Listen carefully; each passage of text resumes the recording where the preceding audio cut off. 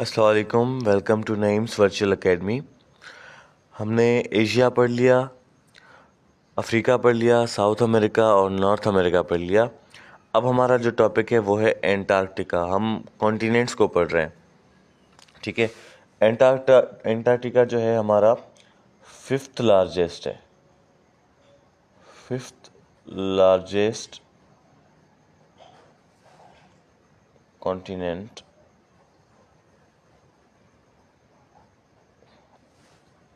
Of the earth.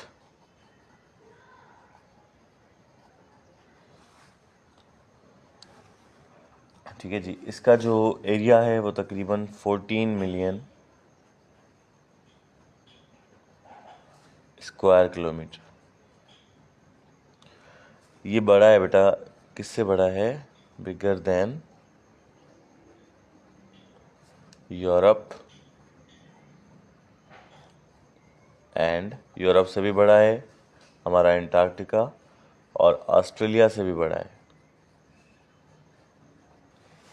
ठीक है। ये सबसे ज़्यादा हाईएस्ट है, यानी ऊंचे लेवल पे है, बड़ा है, ऊपर है, हाईएस्ट भी है। इसके अलावा कोल्डेस्ट भी है, सबसे ज़्यादा कोल्डेस्ट, एंड विंडीएस्ट, सबसे ज़्यादा हवाएं भी यहाँ पे चलती हैं, ठीक है। अच्छा, इसके अंदर जो है ना लार्जेस्ट आइस शीट्स हैं, ice sheets on earth. Ice sheet आपने देखी होगी, नीचे पानी होता है, ऊपर आइस की एक तह बनी हुई होती है, उसको आइस शीट कहा जाता है। तो दुनिया की सबसे बड़ी आइस शीट भी एंटार्क्टिका में पाई जाती है, ठीक है जी। और इसके बारे में आपको बताऊं, तकरीबन 98% 98% ऑफ एंटार्क्टिका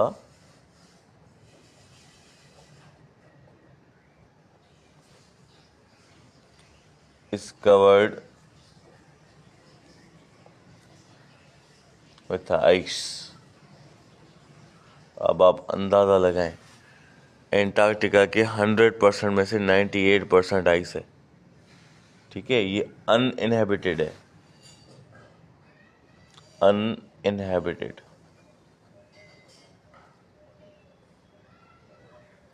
इसको अनइनहेबिटेड कॉन्टिनेंट भी कहा जाता है, यानी कि यहाँ पे कोई इंसान परमानेंटली नहीं रह सकता। क्यों? क्योंकि यहाँ पे स्नोफॉल होती है थ्रू आउट द ईयर, पूरा साल।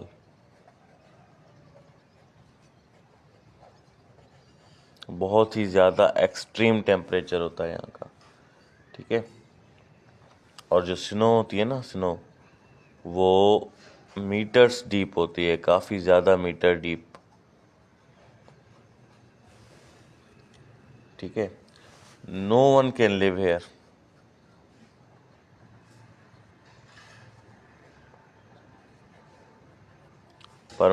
परमानेंटली यहाँ पे कोई नहीं रह सकता,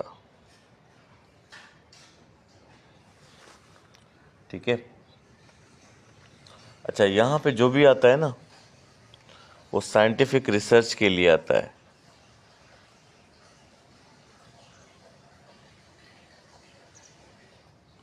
बस साइंटिफिक रिसर्च करते हैं, एक्सपेरिमेंट्स करते हैं यहाँ पे आके, और अपना काम मुकम्मल करके चले जाते हैं। हैबिटेट कोई यहाँ पे नहीं है, रहने वाला कोई नहीं है जो यहाँ पे स्टे कर सके, हमेशा रह सके, ठीक है जी। अच्छा जी, काफ़ी सारे जो हैं साइंटिस्ट दूसरे डेवलप्ड कंट्रीज से यहाँ पे आते हैं। साइंटिस्ट ऑफ दीज कंट्रीज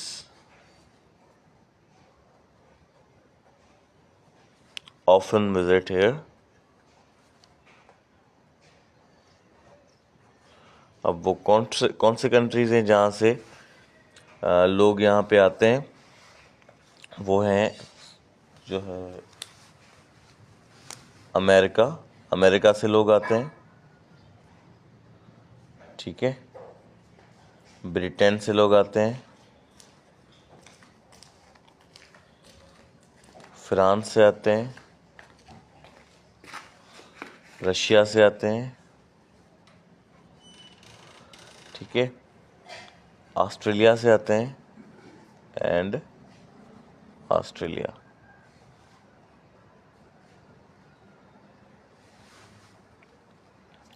ठीक है, पाकिस्तान का भी है यहाँ पे। पाकिस्तान आल्सो हैज़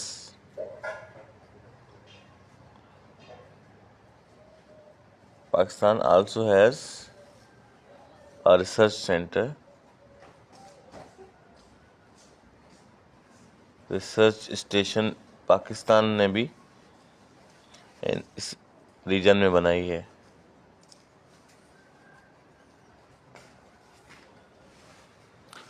ठीक है, पाकिस्तान के साइंटिस्ट भी यहाँ पे आते हैं और रिसर्च करते हैं। अच्छा, कुछ मुल्क ऐसे हैं जो कहते हैं कि हमारा एंटार्क्टिका में हमारी प्रॉपर्टी है, यानी एंटार्क्टिका हमारी प्रॉपर्टी है, इसका कुछ हिस्सा हमारा है। कुछ मुल्क ये क्लेम करते हैं।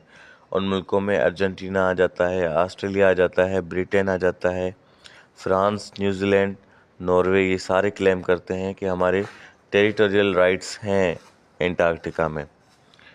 ठीक है, अच्छा, और एंटार्क्टिका में आपको बताऊं कि ये जो है तकरीबन 17 डिग्री तक भी इसका जो है 17 डिग्री सेंटीग्रेड तक इसका जो टेम्परेचर है वो चला जाता है। 40 से 50 मिलियन साल से पहले भी इतना ही था। ठीक है, यहाँ पे पेंगुइन्स की कॉलोनीज हैं। वैसे लोग अपनी कॉलोनीज बनाते हैं ना, यहाँ पे पेंगुइन्स अपनी कॉलोनीज बनाते हैं।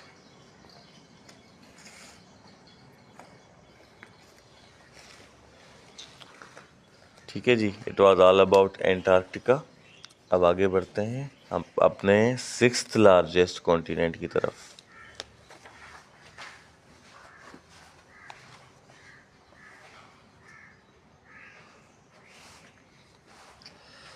तो 6th लार्जेस्ट जो है हमारा वो कौन सा है? यूरोप है।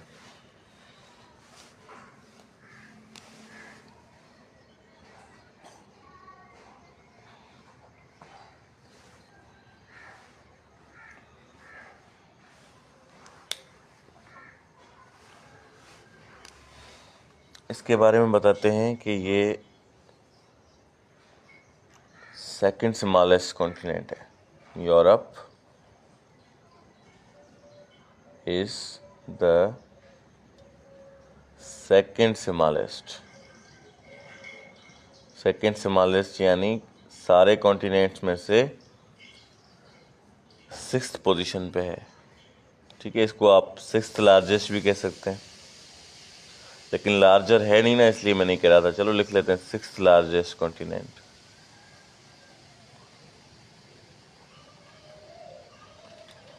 इसको ज़्यादातर सेकंड स्मॉलेस्ट कहें तो ये जो है रेलेवेंट रहेगा। ठीक है जी, ये इसका जो एरिया है, एरिया इसका तकरीबन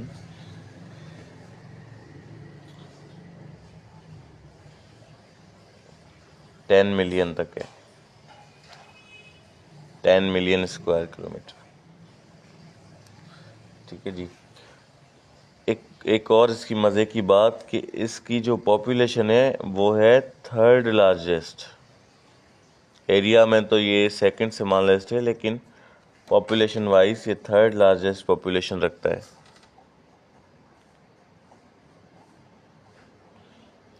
ठीक है जी, यूरोप जो है मोस्ट डेवलप्ड कॉन्टिनेंट है। मोस्ट डेवलप्ड, सारे कॉन्टिनेंट्स में से मोस्ट डेवलप्ड कॉन्टिनेंट जो है वो यूरोप है।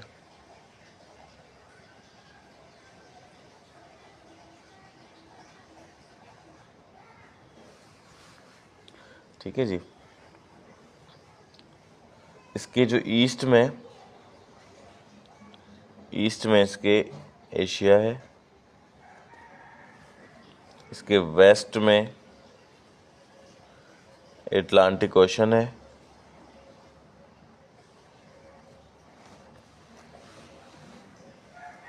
ठीक है।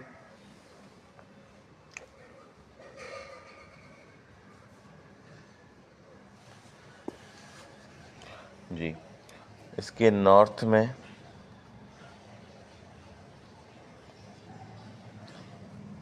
आर्कटिक ओशन है,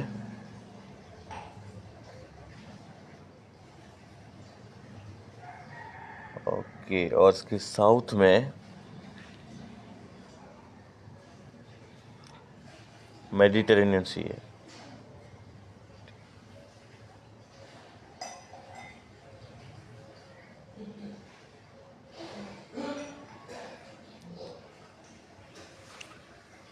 ठीक है जी।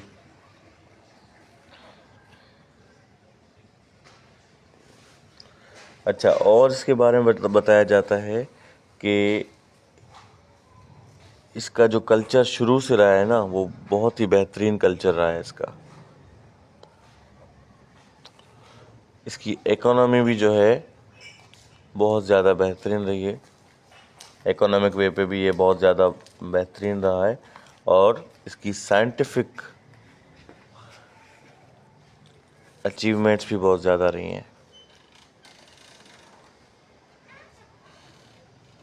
ये याद रखा करें, जिस इलाके की साइंटिफिक अचीवमेंट्स बहुत ज़्यादा होती है ना, वो बहुत ज़्यादा तरक्की करता है, ठीक है जी। यहाँ की जो सिविलाइजेशंस हैं, सिविलाइजेशन में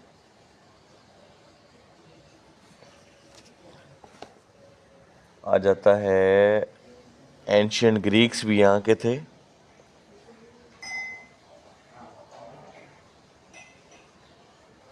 एंशियंट ग्रीक्स के अलावा रोमन्स भी यहाँ के थे, ठीक है।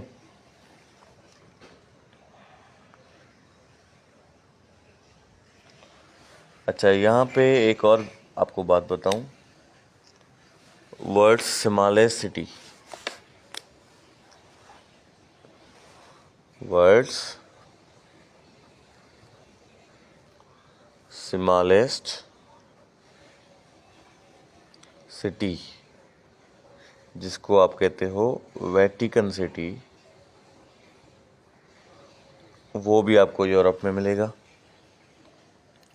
ठीक है। इसके अलावा इसमें तकरीबन जो है ना 50 कंट्रीज़ हैं,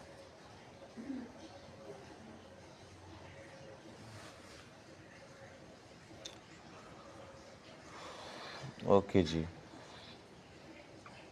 और इसके जो हमारे पास इम्पोर्टेंट कंट्रीज़ हैं, इम्पोर्टेंट कंट्रीज़ में आपको लिखवा देता हूँ।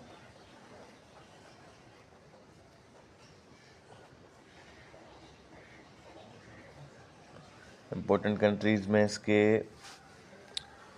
जर्मनी आ जाता है, ठीक है, ब्रिटेन आ जाता है, इसके अलावा नॉर्वे आ जाता है,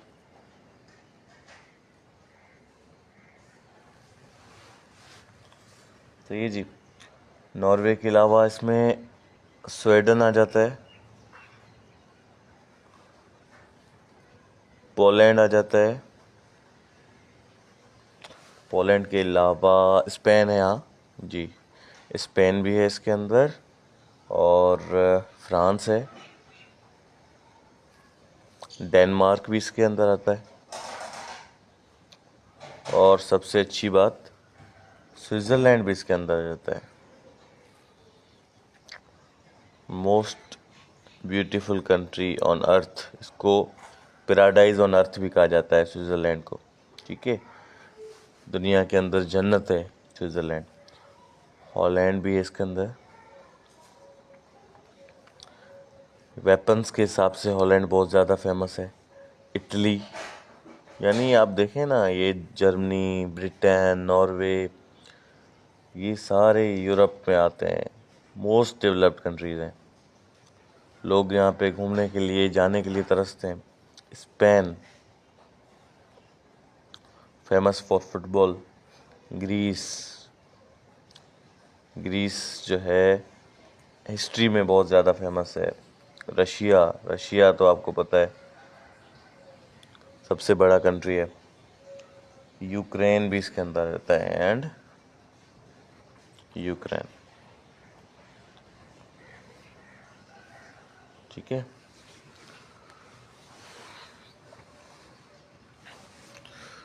तो it was all about Europe. फिर जो है हमारा आखिरी स्मॉलेस्ट कंट्री जो है उसको अब हम पढ़ेंगे।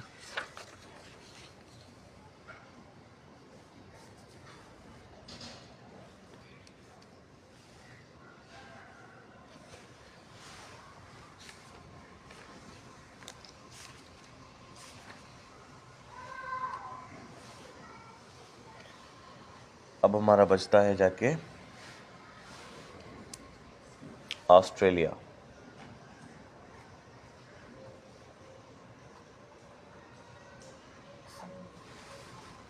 ठीक है,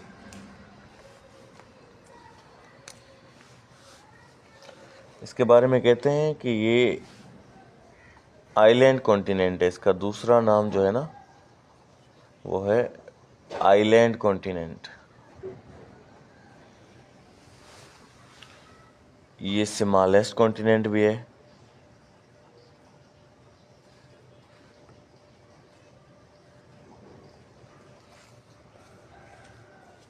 अच्छा, इसकी जो तकरीबन पॉपुलेशन है, टोटल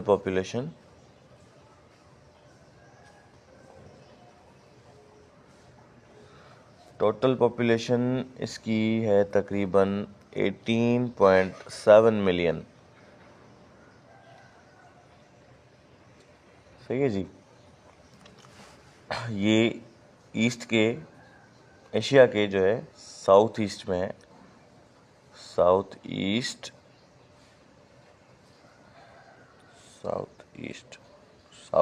ऑफ एशिया। सही है जी। अच्छा जी, इसके बारे में और बताया गया है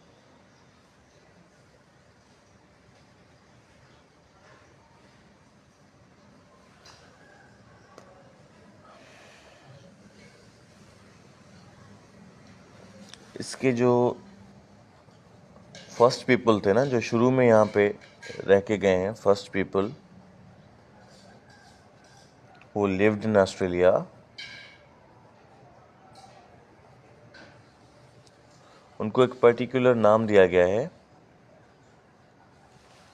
उनको कहा जाता है एबॉरिजिन्स।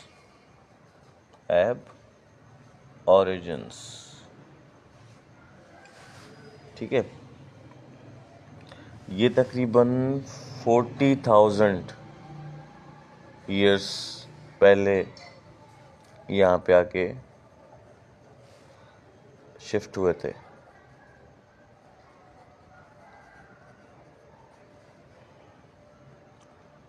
स्पेशली इसमें जो थे वो लोग थे ब्रिटिश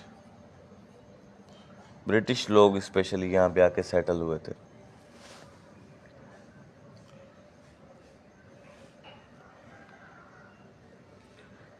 अच्छा, और इसके बारे में बताया जा रहा है कि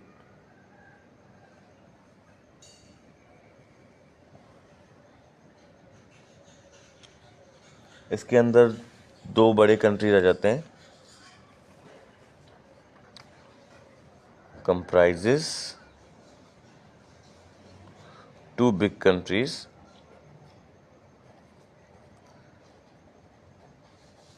दो बड़े कंट्रीज के अंदर आ जाते हैं। वो 2 बड़े कंट्री कौन से हैं? वो 2 बड़ी कंट्री हैं, एक तो है ऑस्ट्रेलिया,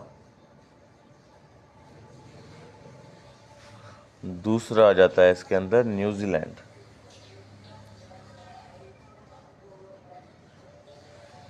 जैसे अफ्रीका कॉन्टिनेंट के अंदर मैंने आपको बताया था कि साउथ अफ्रीका कंट्री है, इसी तरीके से ऑस्ट्रेलिया कॉन्टिनेंट के अंदर ऑस्ट्रेलिया कंट्री भी है।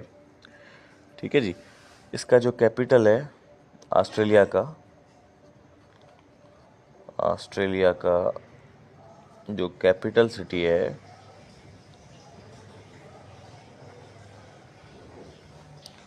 वो है कैनबेरा। वो इसलिए बता रहा हूँ ताकि ये बहुत ज़्यादा आता है और ये हमें जो है कंफ्यूज कर देता है। यहाँ पे बहुत ज़्यादा कैंगरूज पाए जाते हैं। ठीक है जी। और इसके बारे में बताया जाता है, इसका जो लार्जर पोर्शन है ना, लार्जर पोर्शन ऑफ ऑस्ट्रेलिया, अब ये कॉन्टिनेंट की बात कर रहा हूँ, इज़ अ डिज़र्ट। ज़्यादा इसका हिस्सा इसका जो है वो डेजर्ट है। इसका जो क्लाइमेट है वो चेंज होता है reason to reason.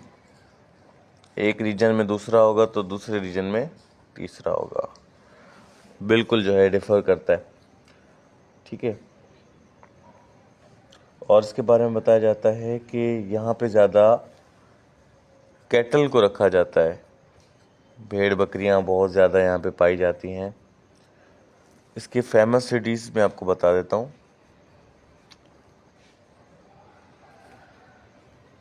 Famous cities इनमें हमारा सिडनी आ जाता है। ठीक है। पर्थ आ जाता है, एडिलेड आ जाता है।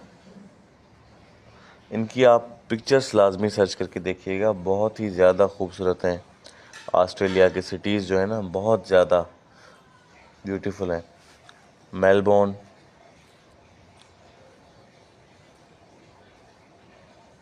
वेलिंगटन,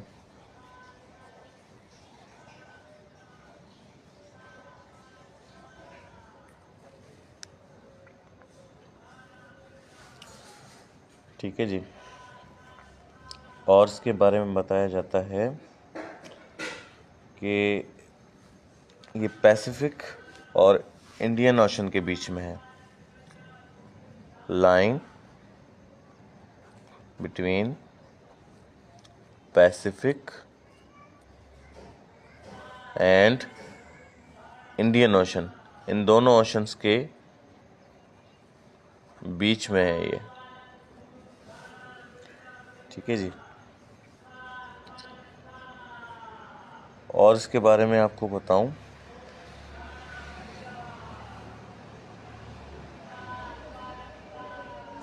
कि यहाँ पे जो है ना ये डेंसली पॉपुलेटेड है, यानी जितना इसका एरिया है उसके हवाले से ये डेंसली पॉपुलेटेड है।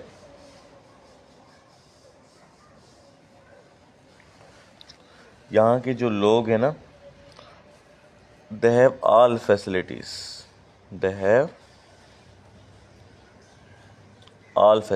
सारी फैसिलिटीज़ यहाँ पे इन लोगों के पास अवेलेबल है और बहुत ही ज़्यादा फैसिनेटिंग लाइफ जो है ये गुजार रहे हैं।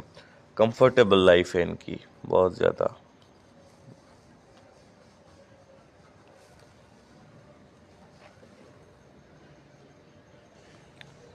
ठीक है। इसको ऑस्ट्रेलिया को जो है ना ओल्डेस्ट कॉन्टिनेंट भी कहा जाता है, ओल्डेस्ट कॉन्टिनेंट।